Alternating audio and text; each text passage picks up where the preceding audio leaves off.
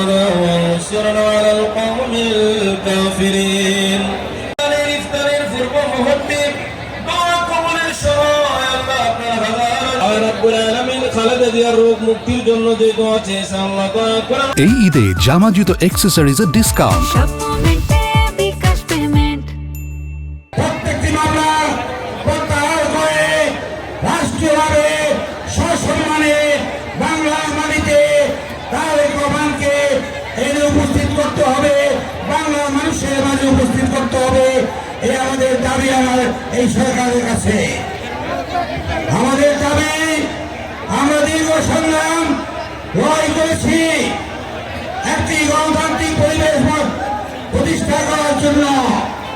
আমরা চেয়েছি সর্বদলীয় নির্বাচনের মাধ্যমে একটি জনগণের সরকার প্রতিষ্ঠা হোক, কিন্তু আজকে সে আন্দোলনের ফসল হিসেবে অন্তর্বর্তীকালীন সরকার, এই সরকার দেখা যাচ্ছে নির্বাচন নিয়ে টালবাহানা করছে, নির্বাচন নিয়ে তারা ফাজলামি করছে।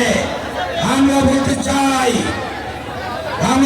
চাই যারা এই নির্বাচন নিয়ে অবিলম্বে নির্বাচন দিতে হবে।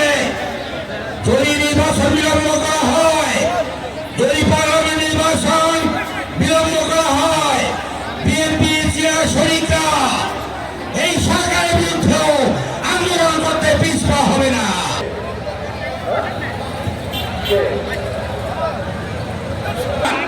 এই দোয়ার অনুষ্ঠানে দীর্ঘ বক্তব্য নয়, আমাদের বেগম খালেদা জিয়া চিকিৎসা অবস্থা লন্ডনে আছে, তার জন্য দোয়া চাই।